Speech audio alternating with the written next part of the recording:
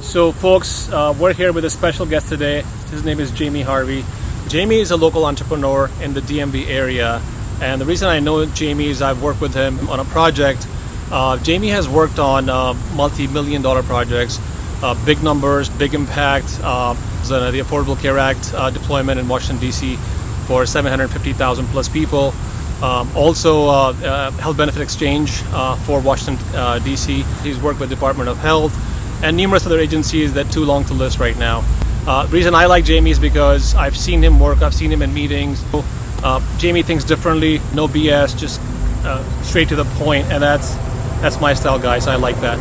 So without further ado, over to Jamey. Oh, sure. Well, Adnan, thanks a lot for having me. I'm Jamey Harvey. I'm the CEO of Agillion. You can find us at agillion.com. Agillion is basically a technology and strategy boutique, and mainly what we do is we help government organizations act like startups and do technology transformation the way that startups do technology transformation. So it comes out of my background of having started about 5 different product technology companies in the internet space, and then coming into local government and finding my passion for transforming things that make a real difference for people on the ground.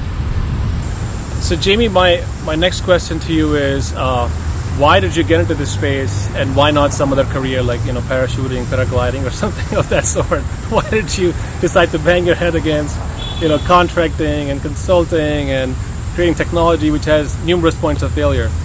So my early career, I mainly did high growth, high risk, shoot for the unicorn startups, and that is pretty taxing at a certain point. Absolutely. And the reason I'm in consulting is really the same reason I don't do any parasailing or parachuting, which is I met my beautiful wife, who's also my business partner, and one of the conditions of her marrying me was I had to promise not to do any parachuting or parasailing or bungee jumping, or anything that would put my life in danger. And her risk profile is obviously really different than mine. And we found a compromise, which is consulting business is a lot steadier than trying to create the next social network or do Solomo or interactive comic books or any of the other crazy things I did in the beginning of my career. Awesome. So Jamey, that's wonderful to hear that you have a partner in life, but also a partner in business, and that's rare to find, guys. So here's a tip for you guys, that you can have both.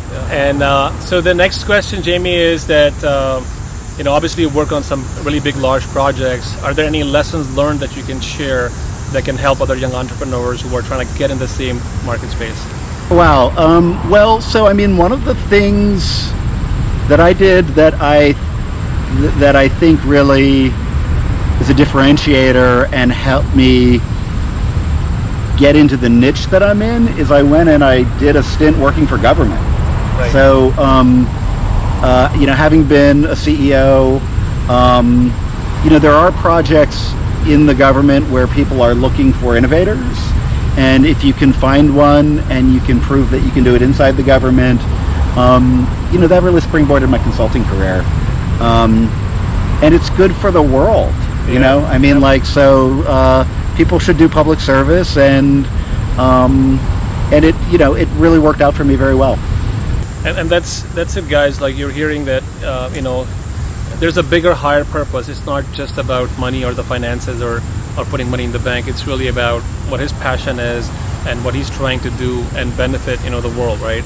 So Jamey, my other question is, and this I ask of every entrepreneur, because oftentimes people say entrepreneurs are born, not created, and vice versa. So there's all this debate going on the internet.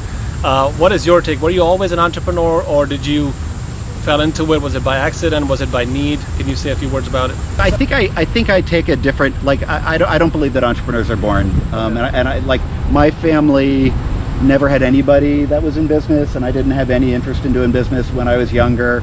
I got into startups because I wanted to pursue passion projects. So there were things that were interesting to me, and there was no way to do them in corporate America or in nonprofits. Nobody's going to give me a job to do them. And so when I was young and in my 20s, and I wanted to make, online tradable card games, it was a big risk, and the way to do it was to start a company.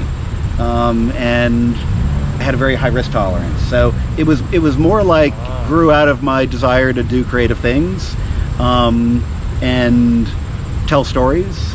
And then from that I learned software, and from that I learned the skills that I've leveraged into the consulting business. So I'm going to pick you up that. So what if somebody doesn't have the resources or the money, but they want to be an entrepreneur? Do you have any tips for them? Any guidelines or any guidance?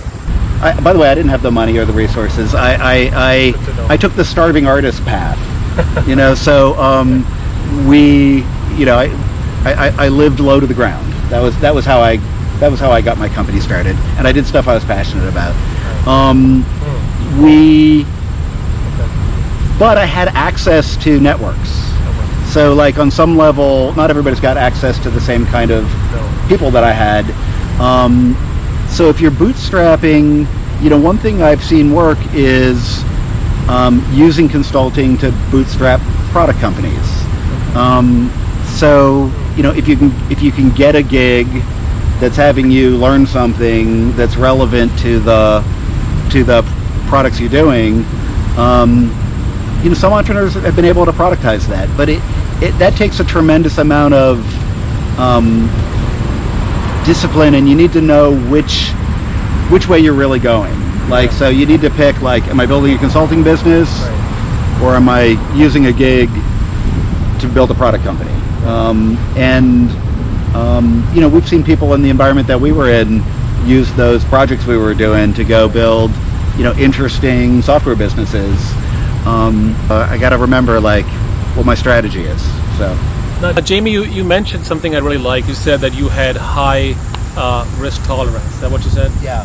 Yeah. So how did you develop that? Because one of the things that I've talked to young folks who hit me up on Instagram or Facebook, they're always scared. They're like, I'm going to lose my job. I'm going to lose my house. I'm going to lose and the fact that you had to downscale and live a life, sort of not really the highest means, but below your means, let's just say, that's got to be hard. It takes a lot of discipline, and you have to be a little crazy to do that. So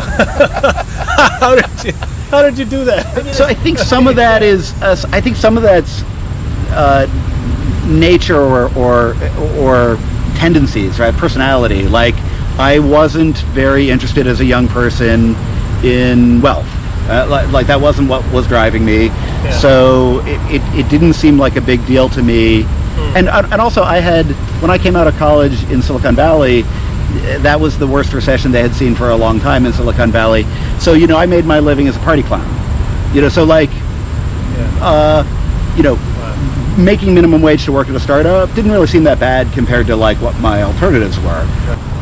I also should say though, one of the first kind of gigs that I had in Silicon Valley was I did marketing for a guy who was a professional adventurer, and he coached people in risk taking. So he had all these risk taking philosophies that I got sort of steeped in. And I don't know how big a difference that made with me, but I can't say that it didn't happen, right? Yeah. And then the third thing is really context and the community and the people you surround yourself with. My family was really supportive of my brothers and sisters taking on artistic careers and going and making films and trying to do Shakespearean acting and things like that. So, from their point of view, what I was doing, doing internet startups seemed awfully practical compared to in our family culture, Yeah. So, when I got married, I married into a different family culture, and my risk tolerance changed. So, you're also married now, so. And I'm also married now, and I've got kids, right? And there's bills to pay. So, context matters a lot. And I think people don't talk about that enough.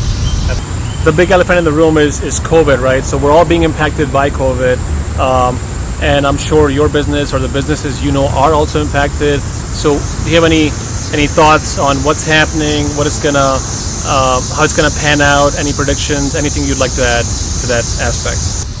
Well, I think entrepreneurs need to plan for this to last until there's a vaccine, and there's a vaccine that gets distributed with manufacturing in America. Right. So I think that's another year at least. I mean, I think when you're doing your risk tolerance planning, you need to be conservative in your assumptions, and I'm not even sure that's conservative. It might be 2 years, right? Yeah, you don't know. We skinnied down right away when COVID happened.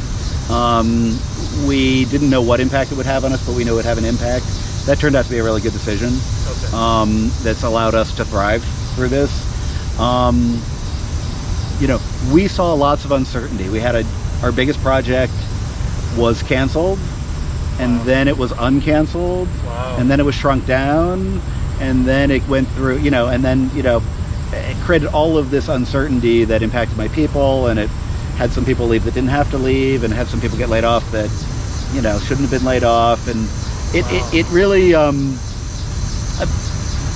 but at the end of the day, it wasn't as bad as it seemed at first. Yeah.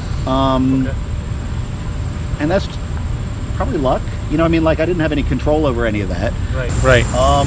But you did make some moves that like you said, to scale down. Allowed us to weather it. Yeah. We were prepared for it, and I think having done startups for 30 years, it often makes a big difference to move thoughtfully but quickly. Yeah. Jayme, my next question is I'm sure people reach out to you for questions and answers and guidance and mentorship. Is there any place online that you would like to socialize to people so they can find you, or they can read about you, or learn about you, or if they want to join your company maybe in future, they can hit you up and vice versa? Sure. Well, if you want to join the company, come to agilion.com, check out our mission and our diversity statement, and drop me a line there.